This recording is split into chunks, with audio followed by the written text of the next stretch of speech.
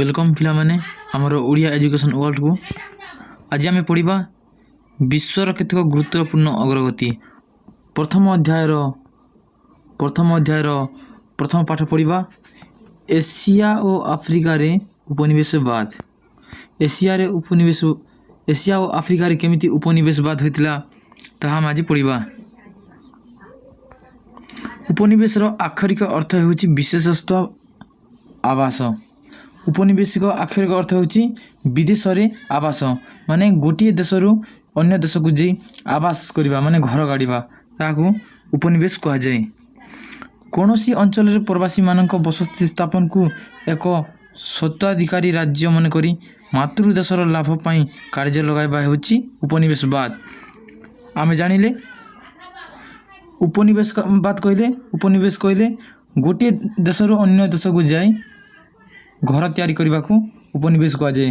किंतु उपनिवेशवाद कहले कौनसी अंचल रे प्रवासी बसति स्थापन करी माने अन्य देश को जाई गोटे देश अन्य देश को जाई बसति स्थापन करवा ओ एक स्वत्वाधिकारी राज्यर मन करी मातृ देश लाभ पाई कार्य लगाइबा होछि उपनिवेशवाद। माने निज देशर लाभ उठाइबा बा अन्य देश रु जाइकी निज देशर लाभ करने को उपनिवेशवाद कहा जाए।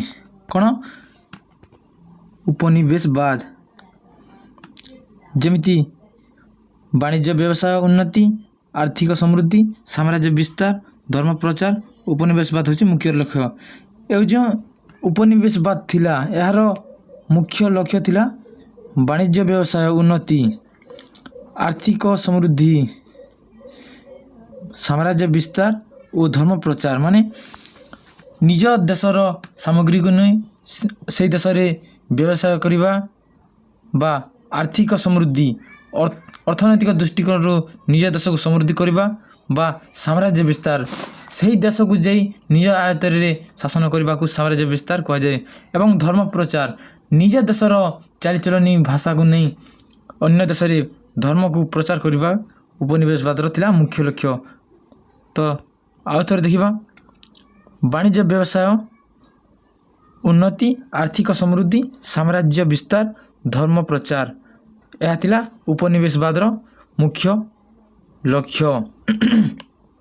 पिला माने क्वेश्चन रे भी मध्य आसी पारे उपनिवेशवाद लक्ष्य गुड़ी लेख। उपनिवेशवाद लक्ष्य गुड़ी कहले वाणिज्य व्यवसाय उन्नति आर्थिक समृद्धि साम्राज्य विस्तार और धर्म प्रचार ये चारिटी लिखिद पिला माने। उपनिवेशवाद प्रथमे 1600 शताब्दी रे आरंभ होइतिला। उपनिवेशवाद प्रथमे 1600 शताब्दी रे आरंभ होइतिला माने यह पूरा 1600 शताब्दी माने 1600 मसीहा आड़कू ए उपनिवेशटा आरंभ होइतिला। यूरोपीय राष्ट्र माने पृथ्वीर विभिन्न अंचल रे निज देशर उपनिवेश मान स्थापन करथिले। यूरोपीय माने यूरोपीय देशर लोक माने पृथ्वीर समस्त अंचल को से माने निज आयत रे उपनिवेश मान गुड़िक स्थापन करथिले। से माने एशिया और आफ्रिका मुख्यतः वाणिज्य व्यवसाय रे उद्देश्य रे आसीथिले एवं विभिन्न स्थान रे वाणिज्य केन्द्र मान खोली एक चाटिया वाणिज्य कारबार करबा पय उद्यम करथिले। देखो पिला माने से माने आसीथिले एशिया और आफ्रिका ए दुईटी महादेश को प्रथमे से माने आसीथिले यार तार मुख्य वाणिज्य व्यवसाय उद्देश्य रे आसीथिले। से माने साम्राज्य विस्तार करबा पय उद्देश्य रे आसी नथिले। से माने प्रथमे वाणिज्य व्यवसाय उद्देश्य रे आसीथिले एवं विभिन्न स्थान रे वाणिज्य केन्द्र मान खोली से माने गोटी भारत रे हो पाकिस्तान रे हो चीन रे हो अथवा अमेरिका रे हो एमिति देश मानक से माने गोटी वाणिज्य केन्द्र मान गुड़िक खोली थिले एवं एक चाटिया वाणिज्य कारबार करथिले। माने एक चाटिया माने से माने तांको निज सामग्री बिकिबा एवं अर्थ नेबा तांको काम थिला। से माने वाणिज्यिक प्रधान विस्तार पाई से माने एक कलह लगी रहिला। एमिति वाणिज्य व्यवसाय मध्य तांको पक्षरे एक कलह लगी रही। प्रथम पर्याय उपनिवेशवाद अष्टादश शताब्दी शेष भाग पर्यंत चालू रही। प्रथम पर्याय ପ୍ରଥମ ପର୍ଯ୍ୟାୟର ଉପନିବେଶବାଦ ଅଷ୍ଟାଦଶ ଶତାବ୍ଦୀ ଶେଷ ଭାଗ ପର୍ଯ୍ୟନ୍ତ ଚାଲି ରହିଥିଲା। ମାନେ ଏହି ପ୍ରଥମ ପର୍ଯ୍ୟାୟ ମାନେ ଫେଜ୍ 1 ଏବଂ ଫେଜ୍ 2 କୁହାଯାଏ, ଯାହା ଦୁଇଟି ପ୍ରକାର ହୋଇଥିଲା। ଏ ପ୍ରଥମ ପର୍ଯ୍ୟାୟ ହେଉଛି ଉପନିବେଶବାଦ ଅଷ୍ଟାଦଶ ଶତାବ୍ଦୀ ଶେଷ ଭାଗ ପର୍ଯ୍ୟନ୍ତ ଚାଲି ରହିଥିଲା। ମାନେ ଏହା ଅଷ୍ଟାଦଶ ମାନେ 1700 ଓ 1800 ମଧ୍ୟରେ ପ୍ରଥମ ପର୍ଯ୍ୟାୟ ହୋଇଥିଲା ଉପନିବେଶବାଦ ଏବଂ ঊନବିଂଶ ଶତାବ୍ଦୀ ବେଳକୁ ଉପନିବେଶବାଦ ସ୍ଥାପନ। ঊନବିଂଶ ଶତାବ୍ଦୀର ଶେଷ ବେଳକୁ ଉପନିବେଶ ସ୍ଥାପନ ଓ ଉପନିବେଶିକ ପ୍ରତିଦ୍ୱନ୍ଦ୍ୱିତାର ପୁନରୁତ୍ଥାନ ହୋଇଥିଲା। ମାନେ ঊନବିଂଶ ଶତାବ୍ଦୀ ବେଳକୁ ମାନେ 1900 ଶତାବ୍ଦୀ ବେଳକୁ ଏହାର ଉପନିବେଶ ସ୍ଥାପନ ହୋଇଥିଲା। ଉପନିବେଶିକ ପ୍ରତିଦ୍ୱନ୍ଦ୍ୱିତା ପୁନରୁତ୍ଥାନ ଥିଲା। ଯେଉଁ ପ୍ରତିଦ୍ୱନ୍ଦ୍ୱିତା ଥିଲା, ଯେଉଁ କଳହ ଥିଲା, ସେଇଟା ଆଉ ଥରେ ପୁନରୁତ୍ଥାନ ହୋଇଥିଲା। ମାନେ ଏହା ହେଉଛି 1900 ଶତାବ୍ଦୀର ଶେଷ ବେଳକୁ ମାନେ 1800 ଏବଂ 1900ର ପ୍ରଥମ ବେଳକୁ ଏହା ପୁନରୁତ୍ଥାନ ହୋଇଥିଲା, ମାନେ ଆଉ ଥରେ ସୃଷ୍ଟି ହୋଇଥିଲା। ঊନବିଂଶ ଶତାବ୍ଦୀର ବିଭିନ୍ନ ଦେଶରେ ସାମାଜିକ, ଅର୍ଥନୈତିକ ଓ ରାଜନୈତିକ ଅବସ୍ଥା ଉପନିବେଶବାଦର ବିକାଶ ପାଇଁ ସହାୟକ ହେଲା। ମାନେ ঊନବିଂଶ ଶତାବ୍ଦୀର ବିଭିନ୍ନ ଦେଶରେ ସାମାଜିକ ମାନେ ঊନବିଂଶ ପ୍ରଥମ ପର୍ଯ୍ୟାୟ ସରିଲା, ଦ୍ୱିତୀୟ ପର୍ଯ୍ୟାୟ ସମୟରେ ସାମାଜିକ ମାନେ ସମାଜର ଲୋକମାନେ ବହୁତ ଏକ ପ୍ରକାର ବୃଦ୍ଧି ପାଇଲେ ଏବଂ ଅର୍ଥନୈତିକ ସେମାନେ ଟିକିଏ ସୁଦୃଢ଼ ହୋଇଥିଲେ। ରାଜନୈତିକ ବ୍ୟବସ୍ଥା ରାଜା ଶାସନର ବ୍ୟବସ୍ଥା ଚାଲିଥିଲା। ଉପନିବେଶବାଦ ବିକାଶ ପାଇଁ ସହାୟକ ହୋଇଥିଲା। ସାମ୍ରାଜ୍ୟବାଦୀ ରାଷ୍ଟ୍ରମାନେ ପରିସ୍ଥିତିର ଫାଇଦା ନେଇ ନିଜର ସ୍ୱାର୍ଥକୁ ସୁହାଉଥିବା ଅଞ୍ଚଳକୁ ଜୟ କଲେ। ସେମାନେ ଦେଖିଲେ ଭାରତରେ ରାଜାରାଜୁଡ଼ି ଶାସନର ଅବହେଳିତ ଚାଲିଛି। ସେହି ସୁଯୋଗକୁ ନେଇ ସେମାନେ ନିଜେ ଜୟ କରିବା ପାଇଁ ସେ ରାଜ୍ୟକୁ ଚଳାଇବା ପାଇଁ ସେମାନେ ଆଗ ପ୍ରକାଶରେ ଯାଇଥିଲେ ଏବଂ ବିଜିତ ଅଞ୍ଚଳରେ ଉପନିବେଶ ସ୍ଥାପନ କରିଥିଲେ। ଯେଉଁ ଅଞ୍ଚଳ ରାଜା ଶାସନରେ ଟିକିଏ ହାଲକା ଥିଲା ସେ ଅଞ୍ଚଳକୁ ସେମାନେ ନିଜେ ଜୟ କରିଥିଲେ ଏବଂ ଯେଉଁ ଅଞ୍ଚଳ ବହୁତ କଷ୍ଟ ହେଉଥିଲା ଶାସନ କରିବାରେ, ସେ ଅଞ୍ଚଳ ରାଜା ଷ୍ଟ୍ରଙ୍ଗ ଥିଲା ବା ଶକ୍ତ ଥିଲା, ସେ ଅଞ୍ଚଳକୁ ପ୍ରଥମେ ସେମାନେ ଯାଉଥିଲେ ଏବଂ ଉପନିବେଶବାଦ ସ୍ଥାପନ କଲା ପରେ ସେ ସ୍ଥାନରେ ଜୟ କରିଥିଲେ। ଉପନିବେଶବାଦର ଏହି ନୂତନ ପର୍ଯ୍ୟାୟ ଥିଲା ଉପନିବେଶିକ ସାମ୍ରାଜ୍ୟବାଦ। ତ ପିଲାମାନେ ମୁଁ କହୁଥିଲି ଫେଜ୍ 1 ଫେଜ୍ 2 ପ୍ରଥମ ପର୍ଯ୍ୟାୟ, ଦ୍ୱିତୀୟ ପର୍ଯ୍ୟାୟ। ଏଠାରେ ଦ୍ୱିତୀୟ ପର୍ଯ୍ୟାୟ ହେଉଛି ନୂତନ ପର୍ଯ୍ୟାୟ ଥିଲା ବା ଦ୍ୱିତୀୟ ପର୍ଯ୍ୟାୟ ଥିଲା ଉପନିବେଶିକ ସାମ୍ରାଜ୍ୟ। କ'ଣ? ଉପନିବେଶିକ ସାମ୍ରାଜ୍ୟ। ଏହା 1914 ମସିହାରେ ଆରମ୍ଭ ହୋଇଥିବା ପ୍ରଥମ ବିଶ୍ୱଯୁଦ୍ଧ ପାଇଁ ପ୍ରମୁଖ କାରଣ ଥିଲା। ଏହି ଦ୍ୱିତୀୟ ପର୍ଯ୍ୟାୟ ଥିଲା 1900 ମସିହାର ঊନବିଂଶ ଶତାବ୍ଦୀର ପ୍ରଥମ ଆଡ଼କୁ ମାନେ 1914 ମସିହାରେ ବା 14 ମସିହା ପୂର୍ବରୁ ହୋଇଥିଲା ଓ ଏହି ଦ୍ୱିତୀୟ ପର୍ଯ୍ୟାୟ ବା ଉପନିବେଶିକ ସାମ୍ରାଜ୍ୟ ପାଇଁ ପ୍ରଥମ ବିଶ୍ୱଯୁଦ୍ଧର ପ୍ରମୁଖ କାରଣ ହୋଇଥିଲା। ମାନେ ଏହି ପ୍ରଥମ ବିଶ୍ୱଯୁଦ୍ଧର କାରଣ ଥିଲା କ'ଣ? ଦ୍ୱିତୀୟ ପର୍ଯ୍ୟାୟର ଉପନିବେଶିକବାଦ। ତ ଆମେ ପଢ଼ିବା ଏସିଆ ଓ ଆଫ୍ରିକାରେ ଉପନିବେଶବାଦର କାରଣ। ମାନେ ପୃଥିବୀରେ ଅନେକ ମହାଦେଶ ଗୁଡ଼ିକ ଅଛି, ସେ ମଧ୍ୟରେ ଏସିଆ ଓ ଆଫ୍ରିକାରେ କ'ଣ ପାଇଁ ବା ଏହାର କାରଣ କ'ଣ ଯେ ଉପନିବେଶବାଦର ସହଯୋଗ ହୋଇଥିଲା? ପ୍ରଥମେ ପଢ଼ିବା ଭୌଗୋଳିକ ଆବିଷ୍କାର। ପଞ୍ଚଦଶ ଓ ଷୋଡ଼ଶ ଶତାବ୍ଦୀର ଭୌଗୋଳିକ ଆବିଷ୍କାର ଫଳରେ ବିଭିନ୍ନ ଅଞ୍ଚଳରେ ଅନେକ ନୂତନ ଅଞ୍ଚଳର ସନ୍ଧାନ ମିଳିଥିଲା। ପଞ୍ଚଦଶ ଓ ଷୋଡ଼ଶ ମାନେ ପଞ୍ଚଦଶ 1500-1600 ମସିହା ବେଳକୁ ୟୁରୋପର ଲୋକମାନେ ଅନୁସନ୍ଧାନ କରିବା ପାଇଁ ବିଭିନ୍ନ ଅଞ୍ଚଳକୁ ସେମାନେ ଅକ୍ତିଆର କରିଥିଲେ ବା ସେ ଅଞ୍ଚଳକୁ ଯାଇ ସେମାନେ ଭୌଗୋଳିକ ଆବିଷ୍କାର କରିଥିଲେ ବା ମାଟି ଟେଷ୍ଟ କରିଥିଲେ ଓ ଏଠାରେ କ'ଣ ଅଛି, କ'ଣ ମିଳିବ, କ'ଣ କରାଯିବ, ସେମିତି ଅନେକ ପ୍ଲାନ୍ ରଖିଥିଲେ। ୟୁରୋପୀୟ ରାଷ୍ଟ୍ରମାନଙ୍କ ପୂର୍ବରୁ ଏସିଆ ଓ ଆଫ୍ରିକା ମହାଦେଶର ବିଭିନ୍ନ ଦେଶକୁ ଜଳପଥ ଓ ସ୍ଥଳପଥ ଆବିଷ୍କାର କରିଥିଲେ। ସେମାନେ ଅନ୍ୟ ଅନ୍ୟ ଦେଶକୁ ଜଳପଥ ମାଧ୍ୟମରେ ବା ସ୍ଥଳପଥ ମାଧ୍ୟମରେ ସେମାନେ ଯାଇ ବା ଯୋଗାଯୋଗ କରି ଅଧିକ ସୁବିଧା ହେଲା। ପ୍ରତ୍ୟେକ ଦେଶ ଅନ୍ୟ ଦେଶ ସମ୍ବନ୍ଧରେ ଜ୍ଞାନ ଆହରଣ କଲେ, ଅନ୍ୟ ଦେଶ ସମ୍ବନ୍ଧରେ ସେମାନେ ଜ୍ଞାନ ଆହରଣ କଲେ। ତାପରେ ଜାଣିବା ପରେ ସେମାନେ ପ୍ରତ୍ୟେକ ଦେଶ ଅନ୍ୟ ଦେଶ ସମ୍ବନ୍ଧରେ ଜ୍ଞାନ ଆହରଣ କଲା ପରେ ଭୌଗୋଳିକ ଅନୁସନ୍ଧାନକାରୀମାନେ ନୂତନ ଭାବେ ଆବିଷ୍କୃତ ଅଞ୍ଚଳରେ ବ୍ୟବସାୟିକ ରାଜନୈତିକ ଲାଭ ପାଇଁ ଉପକୂଳ ପରିସ୍ଥିତି ଥିବା ଏକ ସେମାନଙ୍କ ବିବରଣୀ ମଧ୍ୟରେ ଉଲ୍ଲେଖ କଲେ।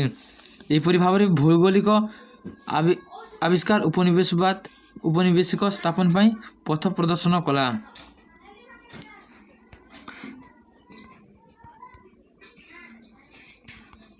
ଦ୍ୱିତୀୟରେ ଲାଭଜନକ ସୁବିଧାର ବ୍ୟବସାୟର ସୁବିଧା ମାନେ ଲାଭଜନକ ସୁବିଧା ଗୁଡ଼ିକ ବ୍ୟବସାୟରେ କ'ଣ ଥିଲା ସେଇଟା ପଢ଼ିବା ଆମେ। ଏହା ମହାଦେଶ ଅନ୍ତର୍ଗତ ଭାରତ ଓ ଅନ୍ୟାନ୍ୟ କେତୋଟି ଦେଶରେ ଅନେକ ଲାଭଦାୟକ ସାମଗ୍ରୀ ଉପଲବ୍ଧ ହୋଇଥିଲା। ସେଗୁଡ଼ିକ ମଧ୍ୟରେ ବିଭିନ୍ନ ପ୍ରକାର ମସଲା, ଚାହା, କାର୍ପାସ, ବସ୍ତ୍ର, ରେଶମ, ସୁନା, ମୁକ୍ତା, ପ୍ରାକୃତିକ ଔଷଧ, ଚୀନାମାଟିର ପାତ୍ର ଏବଂ ଇବୋନିର କାଠ ମୁଖ୍ୟ ଥିଲା। ତ ଏସିଆ ମହାଦେଶର ଅନ୍ତର୍ଗତ ଭାରତ ମାନେ ଆମ ଦେଶ ଭାରତରେ ଅନେକ ଜିନିଷ ଲାଭଦାୟକ ଜିନିଷ ସାମଗ୍ରୀ ସେମାନେ ଉପଲବ୍ଧ କରିଥିଲେ ମାନେ ପାଇଥିଲେ ଓ ସେ ଜିନିଷ ଗୁଡ଼ାକ ତାଙ୍କ ଅଞ୍ଚଳକୁ ନେଇଯାଇଥିଲେ। ସେଗୁଡ଼ିକ ହେଉଛି ମସଲା ସେମାନେ ତାଙ୍କ ରାଜ୍ୟକୁ ନେଇଯାଇଥିଲେ। ଚାହା, କାର୍ପାସ ବସ୍ତ୍ର, ରେଶମ, ସୁନା, ମୁକ୍ତା, ପ୍ରାକୃତିକ ଔଷଧ ମାନେ ପ୍ରକୃତ ଗଛ ମୂଳରୁ ଯେଉଁ ଔଷଧ ତିଆରି ହୁଏ ତାକୁ ପ୍ରାକୃତିକ ଔଷଧ କୁହାଯାଏ। ଚୀନା ମାଟିର ପାତ୍ର ଗୁଡ଼ିକ ଯେଉଁଠି ମାଟିରେ ତିଆରି ହୋଇ ବ୍ୟବହାର କରାଯାଏ। ଇବୋନି କାଠ, ଏହା ଏକ ପ୍ରକାର ଇବୋନି କାଠ ମାନେ ଗୋଟିଏ ପ୍ରକାର କାଠକୁ ସେମାନେ ନେଇ ତାଙ୍କ ଅଞ୍ଚଳକୁ ନେଉଥିଲେ, ଯେମିତି ଆମର ଚନ୍ଦନ କାଠ ମୁଖ୍ୟ ଥିଲା। ଏହିସବୁ ଜିନିଷ ଗୁଡ଼ିକ ମୁଖ୍ୟ ଥିଲା ଯାହାକୁ ନେଇ ସେମାନେ ତାଙ୍କ ଅଞ୍ଚଳକୁ ନେଇଥିଲେ ଏବଂ ଲାଭଦାୟକ ହୋଇଥିଲେ। ଏହି ସାମଗ୍ରୀ ଗୁଡ଼ିକ ଏସିଆର ବିଭିନ୍ନ ଅଞ୍ଚଳରୁ ସଂଗ୍ରହ କରି ୟୁରୋପୀୟ ବ୍ୟବସାୟୀମାନେ ସେମାନଙ୍କ ଦେଶରେ ବିକ୍ରୟ କରି ପ୍ରଚୁର ଲାଭ କଲେ। ଏହି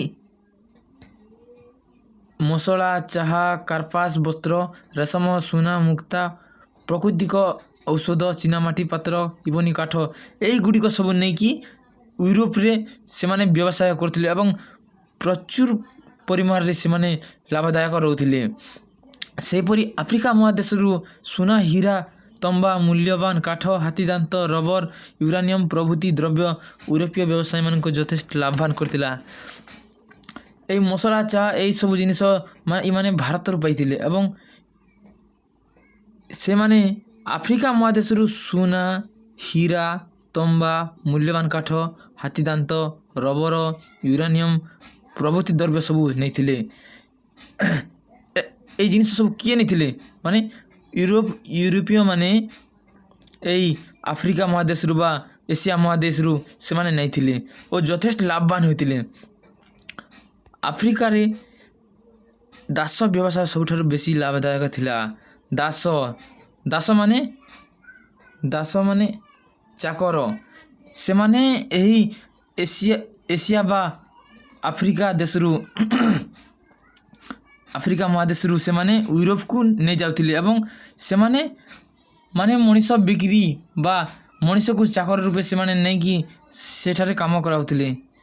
ୟୁରୋପୀୟ ଦାସ ବ୍ୟବସାୟୀମାନେ ପ୍ରତ୍ୟେକ ମାସରେ ବହୁ ସଂଖ୍ୟକ ଆଫ୍ରିକୀୟଙ୍କୁ ଦାସ ଭାବରେ ଆମେରିକାକୁ ରପ୍ତାନି କରି ବହୁତ ଲାଭବାନ ହୋଇଥିଲେ।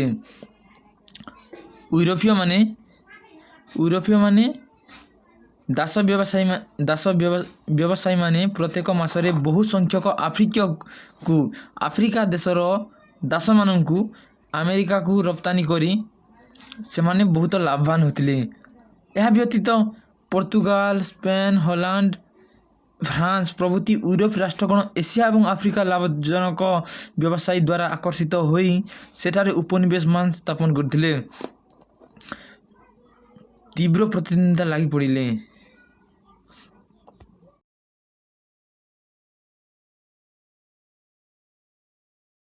देख पिला माने एठारे बॉक्स रे गुडी देखि निज जन्मभूमि छाड़ी निजर व्यक्तिगत स्वाधीनता को किछि अर्थ विनिमय रे आजीवन विग्रह करी विदेश को गोलामी करबा को जाउतवा व्यक्ति को कृतदास कहा जाए। माने निज जन्मभूमि को छाड़ी बा निज गाँ माटी को छाड़ी निज व्यक्तिगत स्वाधीनता को माने निजे पैसा अर्जन करबा पई किछि अर्थ किछि टंका विनिमय रे आजीवन जीवन ए आमर जीवन को बिक्री करी विदेश को गोलामी करबा को जाइथिबा व्यक्ति को कृतदास कहा जाए बा दास कहा जाए।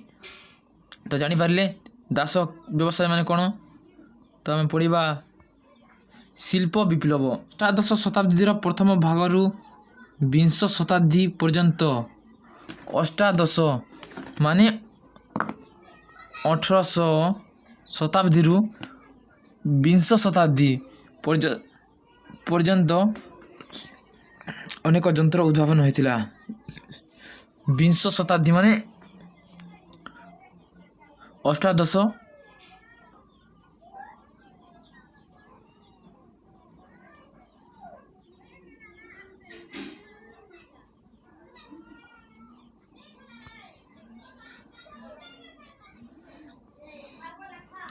से जंत्र साहाय्य कलकारखाना अल्प श्रम और समय विनिमय दैनंदिन व्यवहृत द्रव्य मानक उत्पादन वृद्धि जो मनुष्य जीवन जापन रे परिवर्तन घटिला। यह शिल्प विप्लव कह जाए। देख पिला माने शिल्प विप्लव क्या कह जाए क्वेश्चन आसो कौन शिल्प विप्लव क्या कह जाए तो लिखब से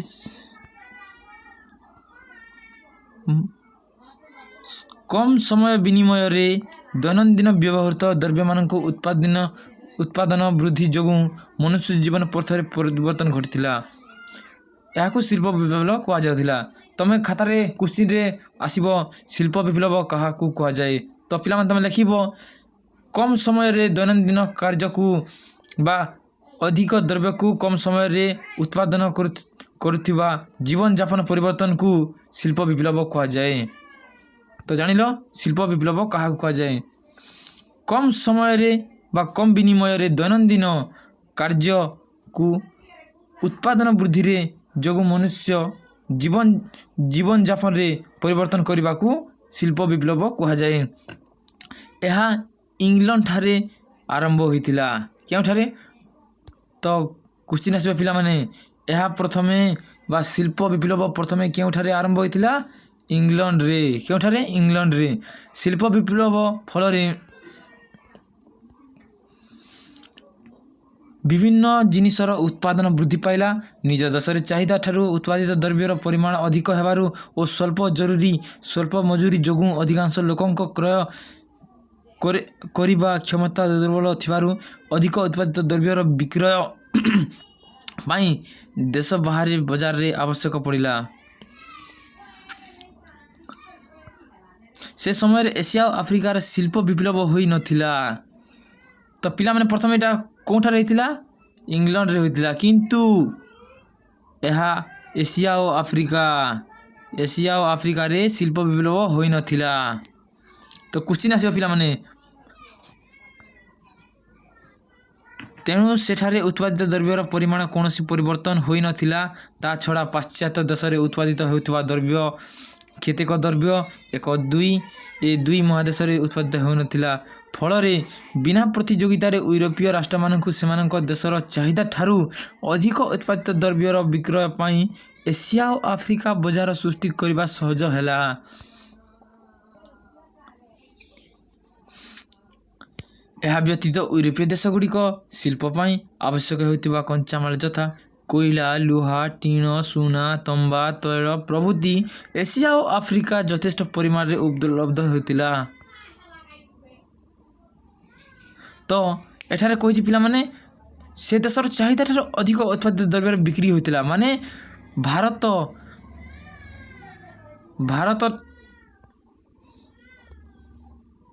तो पिला माने एटा होछि भारत रु से माने कोयला ने बाहर को ତୈଳ ନେବେ ବାହାରକୁ, ତମ୍ବା ନେବେ ବାହାରକୁ ଏବଂ କଞ୍ଚାମାଲ ନେବେ ବାହାରକୁ ବା କପା ନେବେ, ଅନେକ ଦ୍ରବ୍ୟ ନେଇକି ସେମାନେ ଭାରତକୁ ପ୍ୟାଣ୍ଟ ସାର୍ଟ ବା ସୂତା, ବିଶୋଧନ ତୈଳ ଏମିତି ସେମାନେ ଅପଡେଟ୍ କରିକି ସେ ଜିନିଷଟାକୁ ଶିଳ୍ପ ବିପ୍ଳବ ମାଧ୍ୟମରେ ପରିବର୍ତ୍ତନ କରିକି ସେମାନେ ଭାରତକୁ ଆସିଥିଲେ। ଏଠାରେ ନେଲେ 5 ଟଙ୍କାରେ କପା ନେଲେ 5 ଟଙ୍କାରେ ପ୍ୟାଣ୍ଟ ସାର୍ଟ ବା କପଡ଼ା ବିକିବେ 10 ଟଙ୍କାରେ, ମାନେ ସେମାନଙ୍କର 10 ଟଙ୍କା ବା 5 ଟଙ୍କା ଲାଭ ହେଉଥିଲା। ସେଥିପାଇଁ ଆମ ଭାରତରୁ ଅନେକ ଦ୍ରବ୍ୟ ସେମାନେ ନେଉଥିଲେ। ତ 4 ନମ୍ବର ପଢ଼ିବା ପିଲାମାନେ। 3 ନମ୍ବର ପଢ଼ିଥିଲା ଆମେ ଶିଳ୍ପ ବିପ୍ଳବ। 4 ନମ୍ବରରେ ପଢ଼ିବା ପରିବହନ ଓ ଯୋଗାଯୋଗରେ ଉନ୍ନତି। ବାଷ୍ପୀୟ ଜାହାଜର ଉଦ୍ଭାବନ ଦ୍ୱାରା ୟୁରୋପୀୟ ଦେଶମାନଙ୍କୁ ଜଳପଥରେ ଏସୀୟ ଓ ଆଫ୍ରିକୀୟ ଅଞ୍ଚଳକୁ ଜିନିଷ ପରିବହନ କରିବା ସହଜ ଏବଂ ଶୀଘ୍ର ଥିଲା। କାହା ମାଧ୍ୟମରେ ପିଲାମାନେ? ବାଷ୍ପୀୟ ଜାହାଜରେ ଜଳପଥ ଆବିଷ୍କାର କରିବା ସହଜ ହୋଇଥିଲା। ଜଳପଥ, ସ୍ଥଳପଥ, ରେଳପଥ ନିର୍ମାଣ ଫଳରେ ଆଭ୍ୟନ୍ତରୀଣ ଅଞ୍ଚଳରୁ କଞ୍ଚାମାଲ ପରିବହନ କରିବା ଏବଂ ଉତ୍ପାଦିତ ଦ୍ରବ୍ୟର ରପ୍ତାନି ଏବଂ ଆମଦାନୀ ସୁବିଧା ହୋଇଥିଲା। ଜଳପଥ ମାନେ ଜାହାଜ, ସ୍ଥଳପଥ ବା ମାଲ ପରିବହନ ବ୍ୟବସ୍ଥା, ଲାଇନ୍ ଟ୍ରକ୍ ଆଦି ଗାଡ଼ି ଇତ୍ୟାଦି ଏବଂ ରେଳପଥ ଦ୍ୱାରା ସେମାନେ କଞ୍ଚାମାଲ ନେବା ଆଣିବା ବା ରପ୍ତାନି ମାନେ ନିଜ ଦେଶର ଦ୍ରବ୍ୟକୁ ଅନ୍ୟ ଦେଶକୁ ପଠାଇବାକୁ ରପ୍ତାନି କୁହାଯାଏ ଏବଂ ଆମଦାନୀ ଅନ୍ୟ ଦେଶର ଜିନିଷପତ୍ରକୁ ଆମ ଦେଶକୁ ଆଣିବାକୁ ଆମଦାନୀ କୁହାଯାଏ। ଜାଣିଲେ ପିଲାମାନେ? ପଦ୍ଧତିର କୌଣସି ପ୍ରଭାବ ଏ ଦୁଇ ମହାଦେଶର ଦେଶମାନଙ୍କ ଉପରେ ପଡ଼ିନଥିଲା। ସେଠାରେ ମଧ୍ୟଯୁଗୀୟ ଶାସନ ଚାଲିଥିଲା ଓ ସେ ଅଞ୍ଚଳରେ ଲୋକମାନେ ସ୍ଥାନୀୟ ମୁଖ୍ୟଙ୍କ ପ୍ରତି ଆନୁଗତ୍ୟ ପ୍ରଦର୍ଶନ କରୁଥିଲେ। ଏହି ଦୁଇ ଦେଶ ମାନେ ଏହି ଆଫ୍ରିକା ଏବଂ ଏସିଆ ଦେଶମାନଙ୍କର କୌଣସି ପ୍ରଭାବ ବା ପଡ଼ିନଥିଲା। ସେହି ମଧ୍ୟଯୁଗୀୟ ଶାସନ ଚାଲିଥିବା ଅଞ୍ଚଳରେ ଲୋକମାନେ ସ୍ଥାନୀୟ ମୁଖ୍ୟଙ୍କୁ ମାନେ ସେଠାରେ ଯେଉଁ ବାଣିଜ୍ୟ ଉପନିବେଶବାଦ କରୁଥିଲେ ସେମାନେ ତାଙ୍କ କାର୍ଯ୍ୟ ସବୁ ବା ନିଜର କଥାକୁ ପ୍ରଦର୍ଶନ ବା କହୁଥିଲେ। ଅଧିକନ୍ତୁ ଏସିଆ ଓ ଆଫ୍ରିକାର ଦେଶଗୁଡ଼ିକ ଉନ୍ନତ ଧରଣର ଯୁଦ୍ଧାସ୍ତ୍ର ନିର୍ମାଣ କରିପାରିନଥିଲା। ଏହି ଏସିଆ ଏବଂ ଆଫ୍ରିକା ଦେଶଗୁଡ଼ିକରେ ଯୁଦ୍ଧାସ୍ତ୍ର ମାନେ ଯୁଦ୍ଧର ଅସ୍ତ୍ରକୁ ଯୁଦ୍ଧାସ୍ତ୍ର କୁହାଯାଏ। ଏହି ଯୁଦ୍ଧର ଅସ୍ତ୍ର ବନ୍ଧୁକ,